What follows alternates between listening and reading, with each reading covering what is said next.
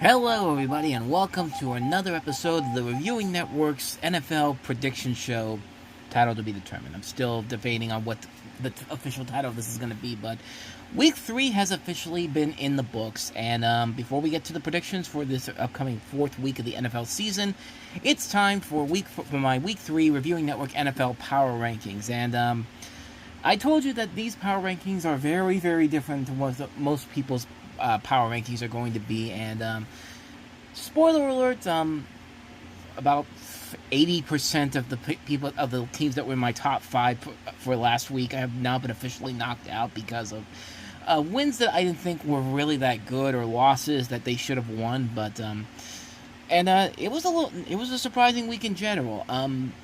Who would have thought the Carolina Panthers would not be the worst team in football right now? I mean, they put Andy Dalton in, and they just completely destroyed the Las Vegas Raiders and proved that maybe Bryce Young was the problem all along, or maybe David Tepper's just still a horrible, horrible owner. I don't want to say this is the long-term thing, but as you can see from my power rankings for this week, definitely a lot different than last week's. Carolina has moved up. Miami has moved all the way down because, my God, they look horrible without Tua Tagovailoa. I mean, good Lord, they have become the worst team in the league right now, only behind the Jacksonville Jaguars, who have become one of the most disappointing teams of the year, and the Tennessee Titans, who have the meme that is Will Levis. And we'll delve into all those teams' next games coming up this week, which one of them should be very interesting to talk about because my 30th and 32nd ranked team will play on Monday night. But what about the top 5? Like I said, lots of different teams have entered this list for the first time, but there's still one team that has made the list in general, and that was in the list last week. But before we get to that one, let's go ahead and move on to start off with number 5 on my list, and that is the Minnesota Vikings. And yeah, as much as I hate to admit it, Minnesota is doing pretty good right now with Sam Darnold in there. Nobody's really expecting a whole lot from him, but it's not just winning games and getting to 3-0, but winning convincingly against teams that should be better than the Vikings are. I mean, last week against the San Francisco 49ers was pretty impressive, especially when you consider that they haven't won there in 30 years. The 49ers haven't won in Minnesota in over 30 years. But then going in this week to my predicted Super Bowl team, the Houston Texans for the AFC, and then just completely dismantling them on so many levels. And apparently Houston has never won in Minnesota either, and Minnesota managed to keep that going. Despite all the injuries that were piling up from Minnesota did a pretty good job of completely embarrassing the Houston Texans in general. So I still have my doubts about them in general, but for this particular week, the Minnesota Vikings, congratulations. You make it into the top 5 just barely.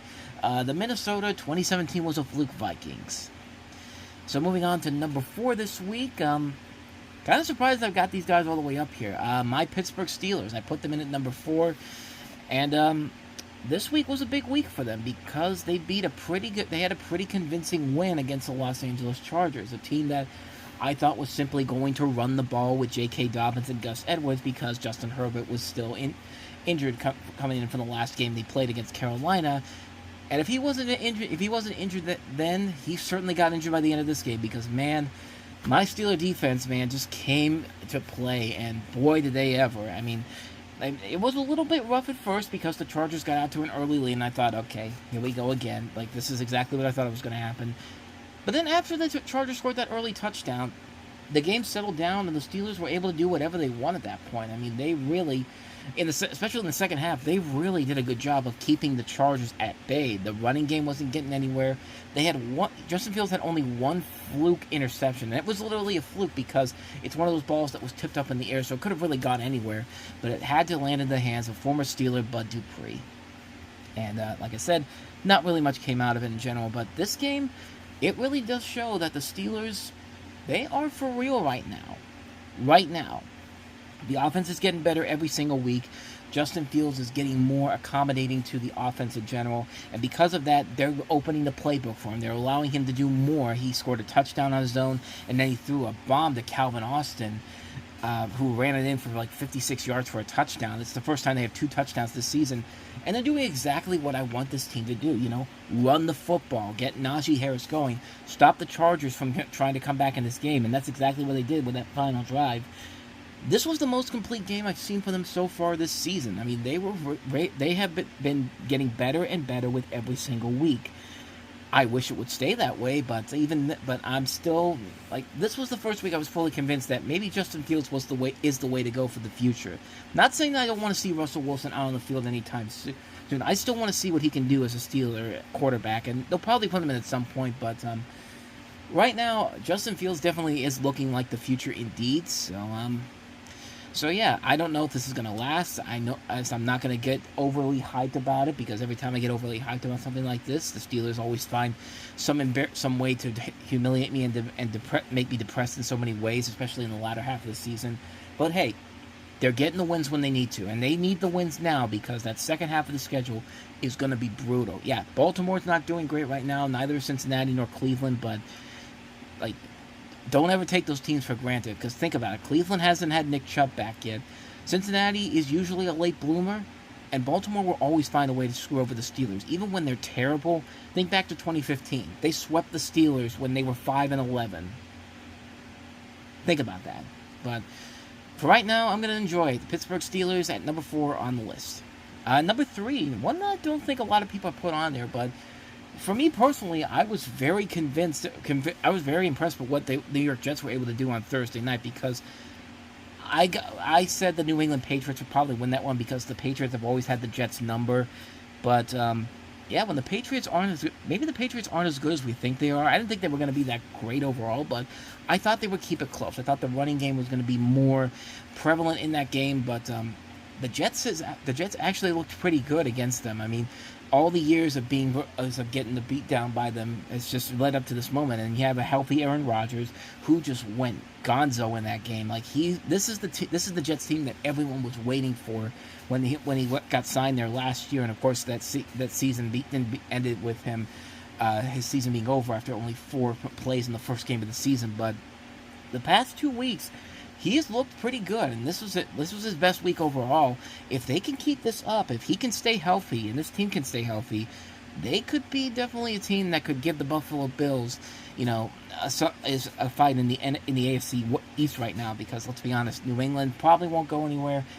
If Tua doesn't come back from Miami, they certainly are not going anywhere. But so that's number 3. Number 2.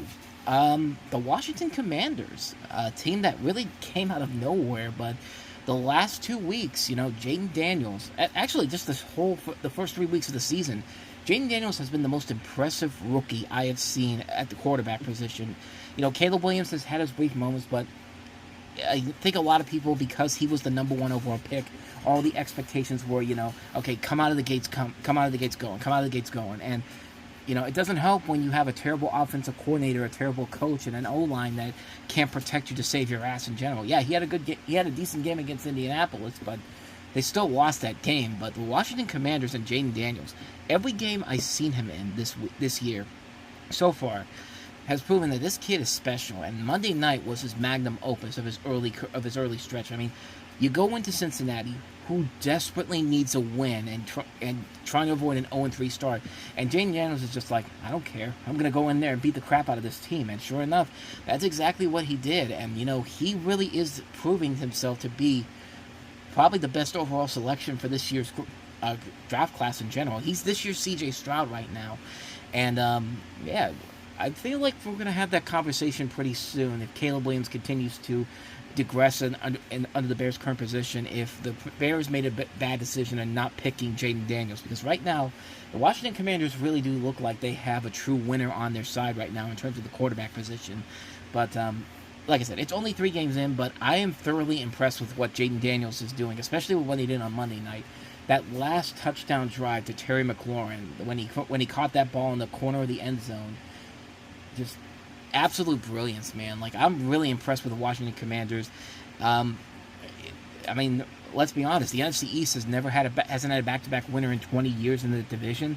Washington could have an opportunity here if they continue to keep up this pace here. But then again, it's a rookie quarterback, and very rarely do rookie quarterbacks ever make that much of an impact in terms of the playoffs. But then again, just last year, we had C.J. Stroud proving to be very successful with the Texans. And But for right now, Jaden Daniels is definitely looking very, very impressive right now. So this is a team to watch out for in the months to come. But number 2 on my power rankings, but the number 1 team, the one team that actually made it to the list that was there last week, the Buffalo Bills.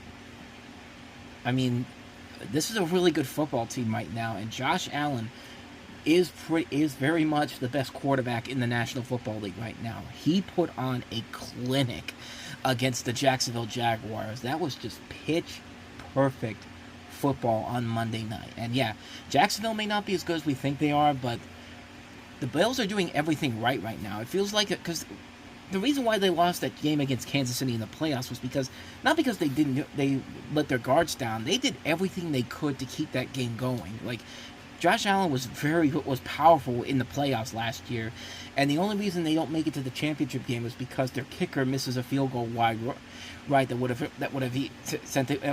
given them the lead in general. But right now they're playing lights out. I mean, it didn't start that way off at first because they had that they were down massively by the Arizona Cardinals in week 1, but ever since the second half of that game, they have just been on the money. They dominated in the second half of that game. They destroyed the Miami Dolphins, and they completely eviscerated the Jacksonville Jaguars. I mean, Josh Allen, man, is making a case for himself to be the best quarterback right now in the NFL right now.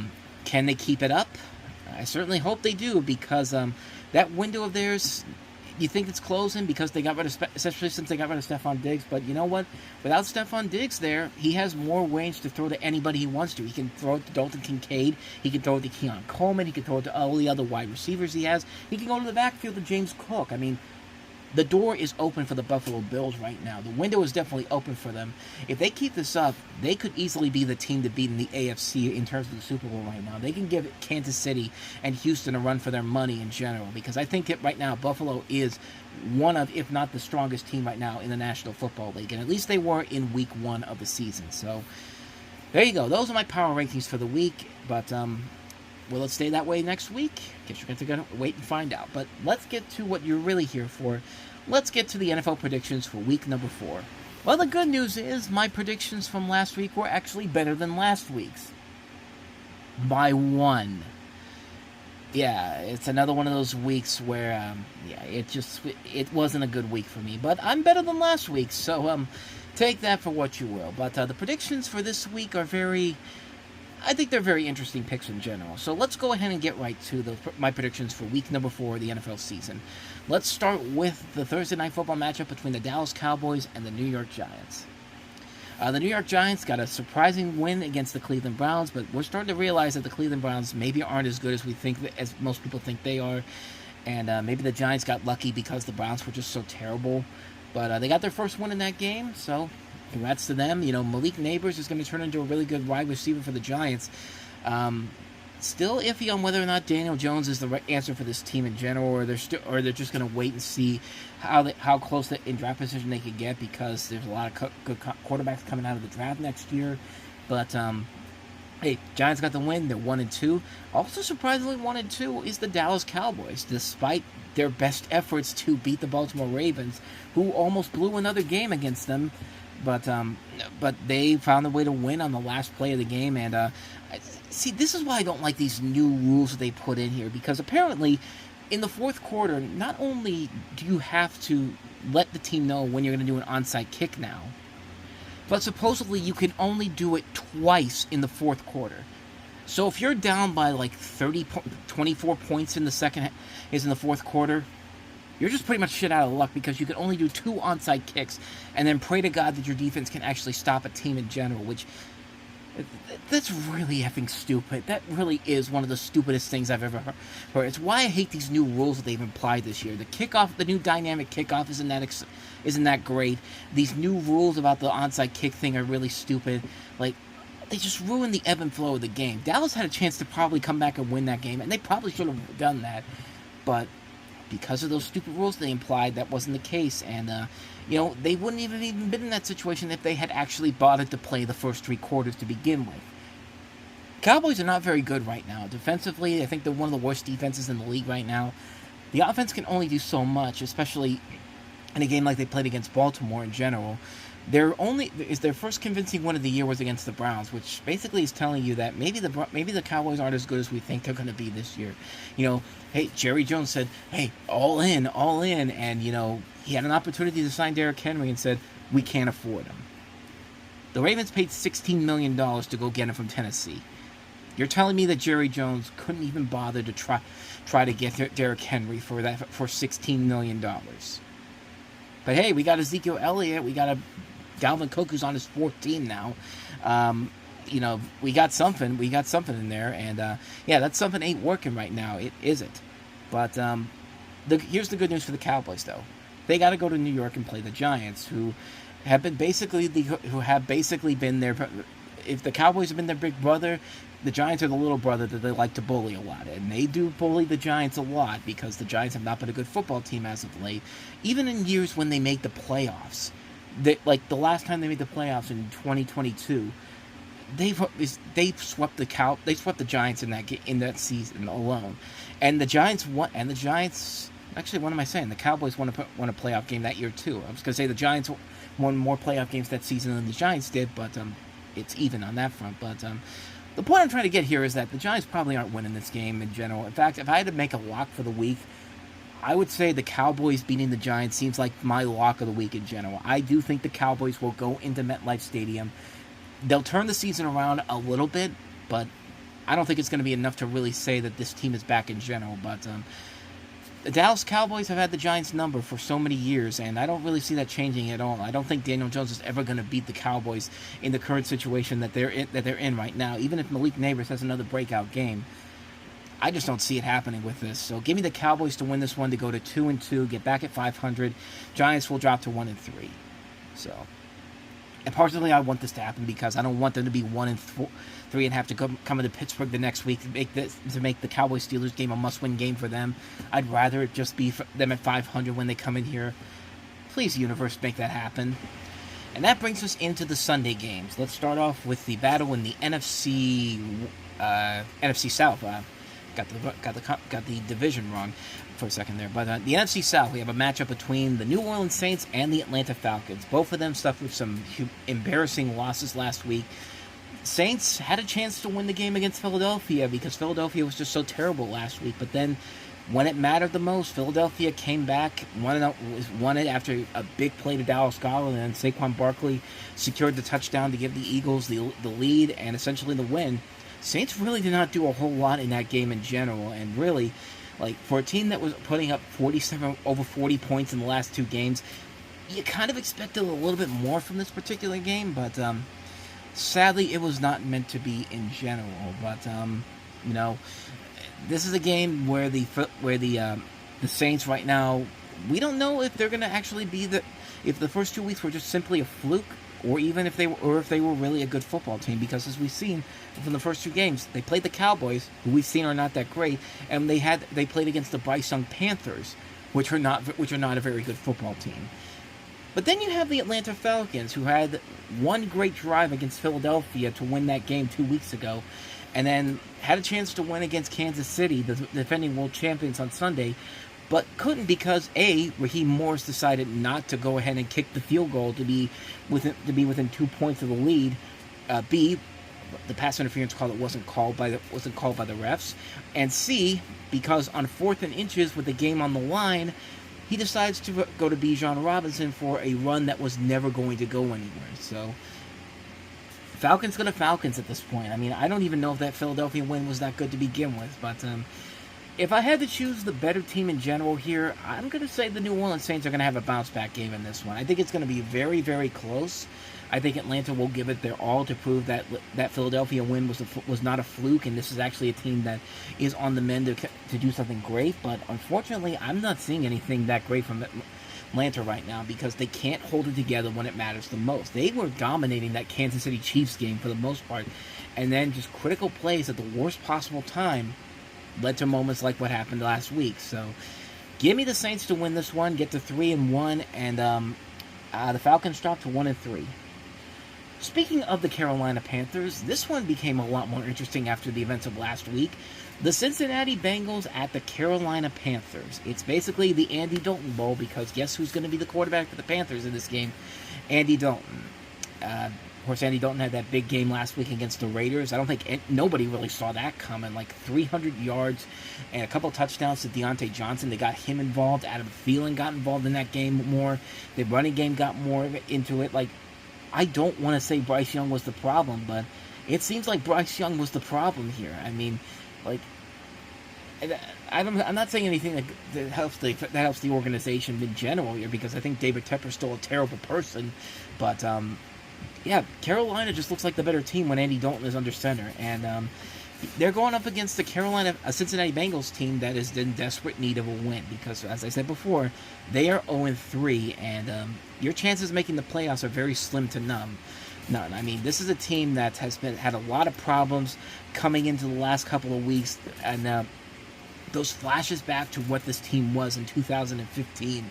You know, that last year they made the playoffs, and the Pittsburgh Steelers game, the wild card game, and you just saw the Bengals at their lowest point. I mean, like, you're seeing a lot of that coming back into here, because Jamar Chase got mad at the refs during the Chiefs game. Cam Taylor-Britt couldn't shut his mouth, and the Commanders basically used that as bulletin board material to beat them in that game, in this game that just happened on Monday. Cincinnati desperately needs a win in this one, but Carolina is great under Andy Dalton right now. But how long that will last is too soon to tell. But just because I feel like Cincinnati has to win this game, it's literally a must-win game. If they go to 0-4, we might start thinking about having Zach Taylor being fired at some point through the season, because if they can't get it together, because, you know, this is a team that everyone thought was going to be Super Bowl contenders once again, and they're struggling to keep up right now. But I am going to give the Bengals the win in this one. I do think they will win this one. They will go to 1-3. Carolina will drop to 1-3. The Bengals just got to have this game, plain and simple. It's just got to be, Bengals have got to win this game. So now we come to the next game, and that is the Los Angeles Rams and the Chicago Bears. Rams got a surprising win because San Francisco pretty much collapsed in the fourth quarter, and Matthew Stafford, of course, Captain Comeback, made plays last week that got them back in there, and the kicker won the game for them, and it was just very unexpected. I don't think anybody really expected the Rams, as banged up as they are right now on the offensive front and the defensive front as well, to go and win that game. But lo and behold, that's exactly what they did. And so they go to Chicago, where, of course, Caleb Williams and the Bears are trying to find an identity. But, last week against the Colts was not a pretty sight. Even though Caleb Williams had his best game overall up to this point, it's definitely a game that you expect this is definitely a game that could really make or break the Bears' season in general. Because the Rams right now are so banged up, but the Bears showed some promise last week, and they're playing at Soldier Field, so they're playing at home. They won their opener against Tennessee, mostly because the defense was playing good. Caleb Williams has been played good last week, but unfortunately the O-line, and just he's making throws that led to interceptions and led to plays that eventually led to scores for the opposing team. That's definitely something that's really going to come into play in this one here. And, Matthew Stafford knows this division all too well, of course, from his time with the Detroit Lions. I'm still of the belief that the Rams don't have a whole lot there to keep going without getting some players back in general. I mean, they're without Cooper Kupp, they're without Puka Nacua. That's two of their top wide receivers. But I didn't think they'd win last week against the 49ers, but they found a way to win that one. But despite all that, I am going to give the Chicago Bears the win in this one. I'm going to go with the home field advantage. I'm going to go with Caleb Williams potentially having a game where, he gets to show everyone at Soldier Field why the Bears picked him at the number one pick. I'm not ready to give up on Caleb Williams just yet. So give me the Bears to win this one, go to 2-2, the Rams dropping to 1-3. We then get to the most intriguing matchup in the entire weekend, the Green Bay Packers and the Minnesota Vikings. The Packers right now are 2-1. The Vikings are 3-0.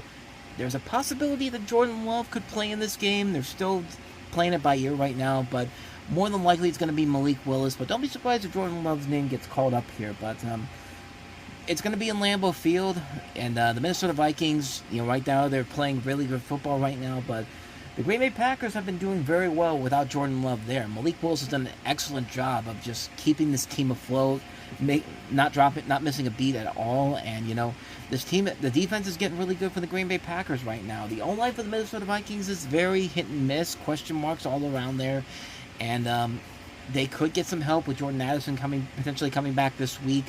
And, Aaron Jones, this is his first time back in Lambeau Field on the opposing side of the field. So Minnesota, a lot of people would be. I'm not surprised that Minnesota is seen as the team that could easily win this game, but I'm going with the Green Bay Packers in this one. The Packers are playing good football right now. I think if Jordan Love plays in this game, it's definitely going to give him a better chance to win. But I think Malik Willis has done a good enough job against the Colts and the Titans to really go into this game and help the Packers get a big divisional win over Minnesota. So give me the Packers to win this one, to go 3-1. Minnesota drops to 3-1. So next up, we have the Houston Texans and the Jacksonville Jaguars. Jaguars going to Houston to play this one. And Houston's got a big wake-up call last week, going to Minnesota and getting just walloped. Jacksonville has the gigantic wake-up call, just like the Cincinnati Bengals right now. They are a team that are in desperate need of a win, but nothing is working right now for Jacksonville. And you could say it's the coaching. I think it definitely is the coaching. I don't want to say it's completely Trevor Lawrence's fault, but he's definitely regressed, especially since the second half of last year in general. I mean, this was a team that was on the cusp of potentially getting a number one seed in the playoffs, and they just fell apart. Surprisingly, after the Steeler game, everyone says it's the terrible towel jinx. You mess with the terrible towel, and this is exactly what happens to you. They have not been that dominant team that they were in that game against the Steelers last year, but have a chance to really keep themselves within the race in the AFC South. But for Houston, this is definitely a get-back game for them. C.J. Stroud's got to go back out there and prove that this team is still a Super Bowl contender. And I still think they are a Super Bowl contender in this one. I think the Texans will find a way to get a win in this one. Jacksonville might try to keep it close overall, but I think all the money is on Houston to go into this one to win this game and get back on track. So give me the Texans to win this one, go to 3-1. Jaguars drop to 0-3, which would make them the only team, which would most than likely make them the only team. Actually, I'll take that back. I was going to say they would be the only team without a win this year, but we'll get to later on in the list, and you'll see that is absolutely not true. But the Jaguars would drop to 0-4 regardless, which is not a good start for them whatsoever. And just like with the Bengals, we might be having some questions about the head coach, Doug Peterson. So yeah, definitely a game to keep a close ear on that one. Speaking of the AFC South, we have the Colts hosting my Pittsburgh Steelers. Colts got a win last week over the Chicago Bears in a very ugly game, but the Colts and Jonathan Taylor put it together in the end, even though Anthony Richardson still has a lot of question marks. He's still coming back from that injury that cost him his first season last year. But he showed brief flashes of promise last week against the Chicago Bears, and the Steelers right now are playing good football. And they're looking like a team that literally does feel like they are playing great football right now, and they're getting better and better every single week. So, and here's the thing. The Steelers have usually had the Colts number for the last couple of years. I mean, up until last year's game, which they led in that game, by the way, and then they just completely fell apart in the second half when the Colts just took over. And that was when Gardner Minshew was the quarterback for them. Like, they had not lost to the Colts at that point since 2008 when Peyton Manning was still there.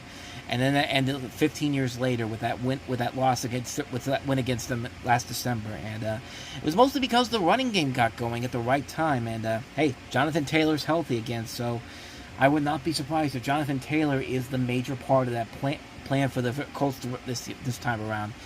I'm sure the Steelers defense can do the same thing they did against J.K. Dobbins last week against the Chargers, but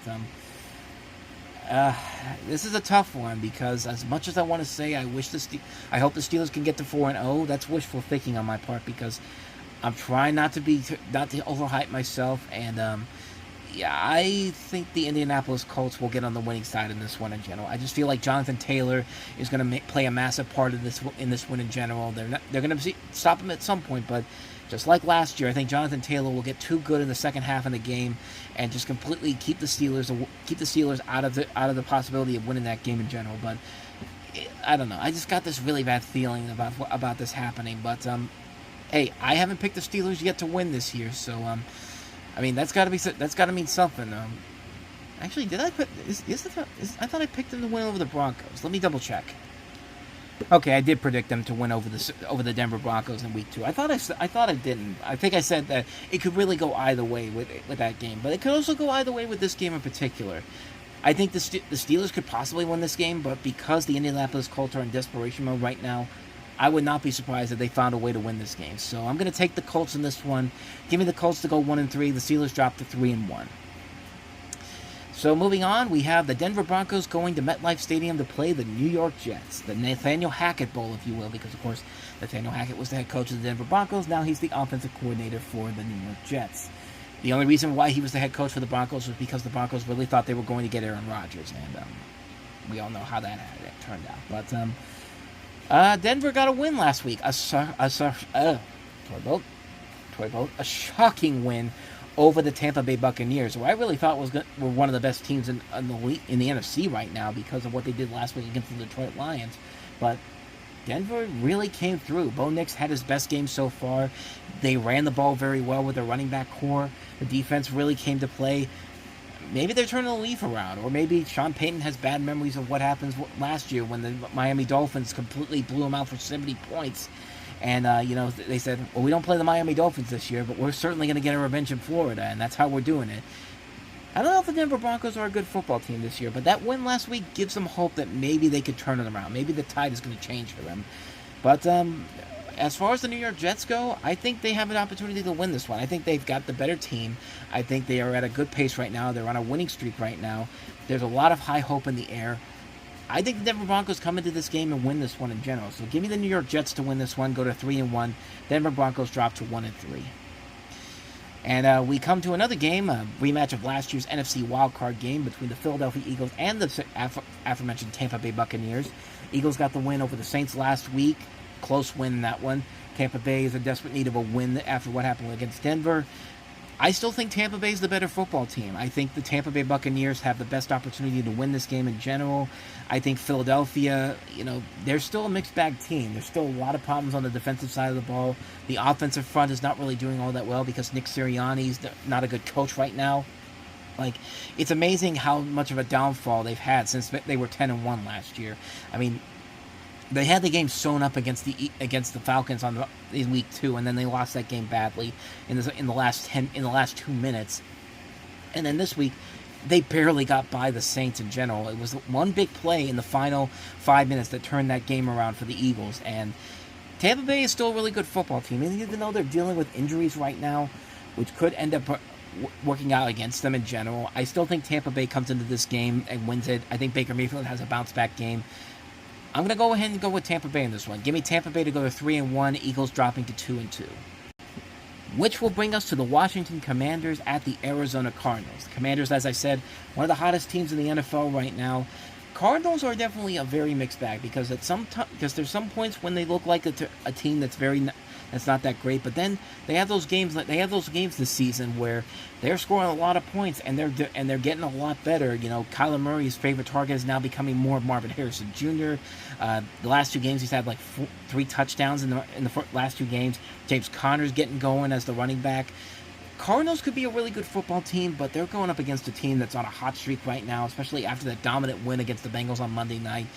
I'm thinking that the Commanders are going to keep on this pace. I mean, if they play as good as they did on Monday night, I think they can go into Arizona and really do some damage there. So, not much more to say about that one. I'm going to go with the hot hand. Give me the Jaden Daniels and the Washington Commanders to go to 3-1, and the Cardinals dropping to 1-3. So next up, we have the New England Patriots going out to San Francisco to play the 49ers. 2 teams that are definitely stuck in a question mark of where their team is right now, especially the 49ers, who have a ton of injuries right now. Brock Purdy's got back soreness now. I think George Kittle's still out. Christian McCaffrey is getting his leg taken care of. His Achilles. He's going to Germany to get his Achilles checked. It's just why do you got to go all the way out there, though? I mean, you can't do it anywhere closer. I mean, that'd be like the equivalent of me saying, I've got a broken arm. I need to go to Saskatchewan. Why am I going to go all the way out there when I could just go downtown to a hospital and get this fixed, or the closest hospital I can find? It's just it doesn't make any sense whatsoever. I mean, really, what are they going to do to Christian McCaffrey's Achilles in Germany that they can't do in California, of all things? But, 49ers right now, they're definitely a question mark team in general, and it's mirroring eerie flashbacks to 2020 when they were in the Super Bowl the year before, and then they just had all these injuries that really hurt their season in general. But then you have the New England Patriots, who are definitely a question mark football team. They got that win against Cincinnati, lost a close one to the Seattle Seahawks, and then just got embarrassed by the New York Jets. Are they a good football team? Are they a team that's definitely got a lot of questions on them, most definitely, yes, but I don't know. I just have this feeling that the 49ers just, they're very much underhanded right now, and a lot of people are picking them to win, but I'm going to say that the Patriots make this much closer than I think people let on. I think the Patriots go into Levi Stadium and somehow eke out a close win in this one. I just have that feeling that's probably going to happen in this one. I might be one of the few people that picks New England to win this one, but I'm going to go with New England. Give me the Patriots to go to 2-2, go back to 500, and the 49ers dropping to 1-3.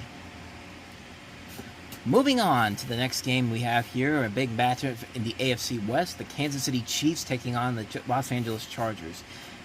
The Chiefs, hey, they're 3-0 right now. I even said last week that Patrick Mahomes does not usually do very well in the month of September, but the Chiefs have not been very convincing in their wins in general. I mean, really think about it. They lost the first game because they only won the first game because Isaiah likely has those sideshow Bob feet. They won against the Cincinnati Bengals thanks to a pass interference penalty, even though the Bengals were pretty much dominating in that game. They almost lost to the Falcons because they were leading in that game, and then the Chiefs came back in that one. And the Chiefs have not really been that dominant team that we're usually used to seeing them. But then again, like I said, they're usually not that great in the month of September. It's usually later on down the road, like in the month of November, December, January, February. That's where you see the true Kansas City Chiefs come to play. And if they want to make a case for a breakout game this season, a banged-up Chargers team is probably the best way to go, because the Chargers right now, of course, they're dealing with a ton of injuries. Justin Herbert got injured in the last game against the Steelers. Probably will not play in this one, so it'll probably be Taylor Heineke. They're going to be without Derwin James, who was suspended for one game because of something that happened in the game. I can't remember what it was. It was someone. It was like I think it was with the face mask with Pat Freiermuth, if I'm not mistaken. I could be wrong on that, but Jim Harbaugh wants to try to make a case that the Chargers are for real this time around, and and he could probably make that case, except for one critical thing that nobody has really brought up to this point. But Travis Kelce has been struggling this year. Like the first 3 games of the season, he has barely made an impact on this game whatsoever. And I also found this kind of interesting with the last game on Sunday Night Football. Did you notice something that was not mentioned one time during that game against the Chiefs and the Falcons? Taylor Swift wasn't mentioned one time at all. And I thought that was just like, okay, what's going on here? Is it because Travis Kelce isn't doing all that? Isn't doing anything, and that's why they're not bringing her up? Like even when she's not there, they gotta bring it up at some point. But maybe this is the NFL's way of saying, hey, we're not having the repeat of what happened last year, okay? Kelce and Swift are together. Let's go ahead and move on. And I don't know, but let's just be honest. Travis Kelce has been a nightmare for the Chargers. I mean, every single time you think the Chargers are finally going to win that game, they're finally going to get over the Chiefs, Travis Kelce makes one big play, and then that's it. And if there's any game where he needs a big breakout game, this definitely could be it. I would not be surprised if Travis Kelce gets a ton of action in this game in particular. I think this will be the Kansas City Chiefs' most convincing win. I think Chargers will give it their all at first, but Chiefs right now are playing good enough to get to no losses so far. So I'm going to say the Chiefs win this one. So give me the Chiefs to go to 4-0. I think Travis Kelce has his best game of the season. Chargers drop to 2-2. Moving on to another matchup in the AFC West, we have the Cleveland Browns going to the Las Vegas Raiders. The Raiders shockingly got beaten by the Carolina Panthers, and Antonio Pierce made some questionable comments about how his play calling came down to business decisions, which sounds pretty sketchy, if you will. But I think the Raiders right now, they've got a good team, just not a good quarterback situation right now. I mean, Gardner Minshew plays good football when he can, but I don't think he's a franchise quarterback in general. I don't think Aiden O'Connell's that big of a franchise quarterback either.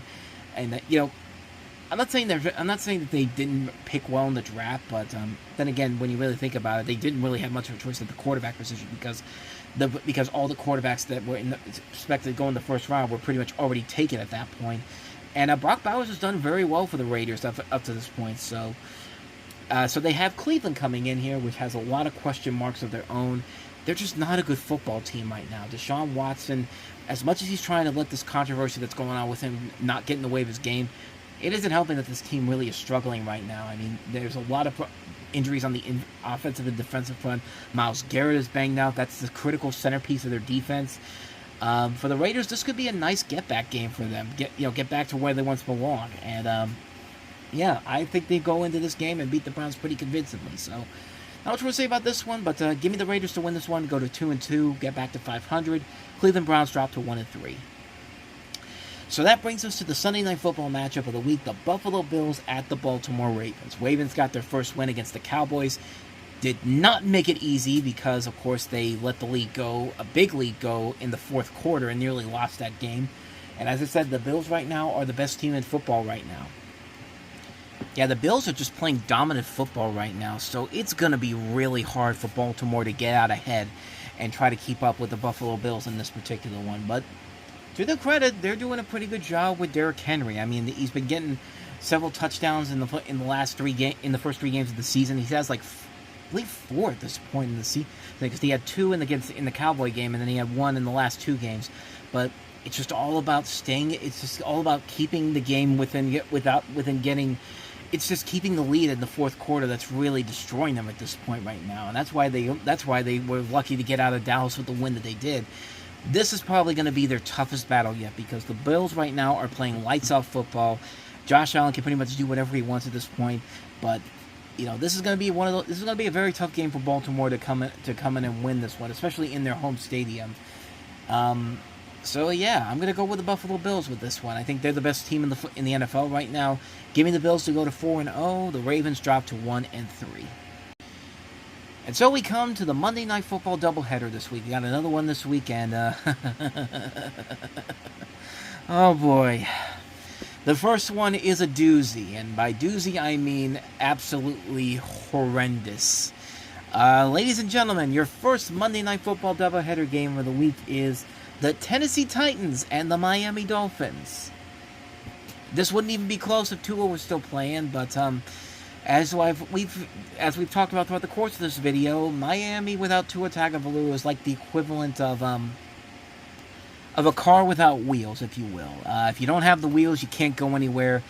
And needless to say, Skylar Thompson isn't taking the Dolphins anywhere. And I'm actually honestly kind of surprised that the Dolphins teammates have not turned their back on Skylar Thompson as any other team would. I mean, Tyreek Hill has got to be furious about what's been going on with the Dolphins ever since Tua went down, because good Lord, the Dolphins look absolutely horrible right now. And there's quarterbacks out there that you could have gotten to replace Tua, and not just go for people like Skylar Thompson or Tim Boyle. But the good news is, it's looking like they're going to start Snoop Huntley in this one, and Snoop Huntley played pretty well with Baltimore his last couple of years in the backup role. But yeah, this is still going to be a really tough game to watch, especially with the Tennessee Titans. Will Levis, man, I have never seen a quarterback with so much memeable moves in one season before. I mean, this is the guy who's played 3 games this season. Every single game, he's done one move that has become a meme and has cost his team badly. I mean, this team could easily be in a position where they could have a winning record at this point if Will Levis isn't their quarterback. The fact that this guy has gotten less backlash than somebody like Kenny Pickett last year, or even Malik Willis the year before, how does Will Levis get a free pass here? I mean, I literally just saw a commercial not about a couple days ago of him doing a commercial for Hellman's Mayo, because he talks about, I love mayonnaise. Just like, yeah, you know what? Why don't you focus on actually winning some games instead of doing commercials? You're going to be turn to the next Baker Mayfield, more commercials than wins. But I mean, Tennessee is just a bad football team right now, and if they have a good backup quarterback behind them right now in Mason Rudolph. Did you see what he did in the last 3 weeks against Pittsburgh for Pittsburgh last year? Use him. If they really are going to go with Will Levis for the going forward, and it's going to be a matchup between him and Snoop Huntley, this game could get really, really ugly really fast. A slow-moving game, not many points scored in general here. So you know what? I'm going to make an executive decision on this one here. I don't usually do this, but I just don't know who's going to win this game, or really who deserves to win this game. So you know what? I'm going to call this a tie.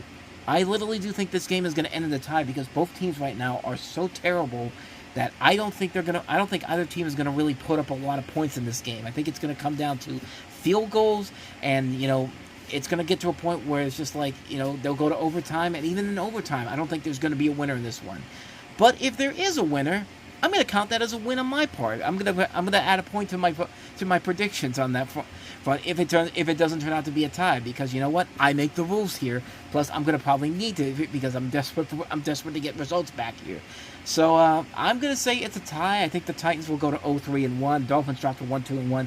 But whoever loses, I win. Whoever wins, I win, because I'm still getting the point out. This is a free point for me, no matter what happens. So, if you don't like it, start your own channel and make your own rules up. But this is my channel. These are my rules. These are my predictions. Suck it. So let's get to the Monday Night Football game that's actually going to be interesting to watch to wrap this up here, and that is, of course, the Seattle Seahawks and the Detroit Lions. Seattle has had Detroit's number over the last couple of years. They barely missed out on making my top 5 in my power rankings. They are playing really good football right now, and sneaky good football, too, because really think about it. Their offense is coming together. Geno Smith's been in that system for so long, and he's got a top wide receiving duo in Jackson Smith-Njigba and DK Metcalf.